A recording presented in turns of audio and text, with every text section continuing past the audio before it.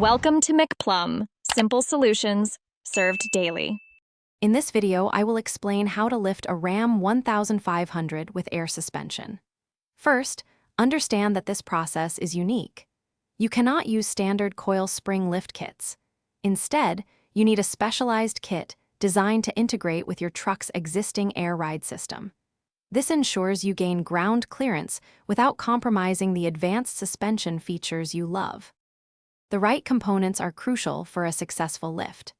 A specialized kit will typically include airbag spacers, which extend the airbags, and sensor links to trick the system into thinking it's at factory height. You'll also likely need new control arms and longer shocks to correct suspension geometry and ensure a smooth, controlled ride. Hey everyone, quick break. If you're finding this video helpful, please take a moment to subscribe and hit that like button. It really helps us out. On another note, after a long day working on your truck, your feet deserve the best. Life's too short for cheap socks. Go darn tough with a lifetime warranty. Check the description for the link and other great deals. Now, let's get back to the video.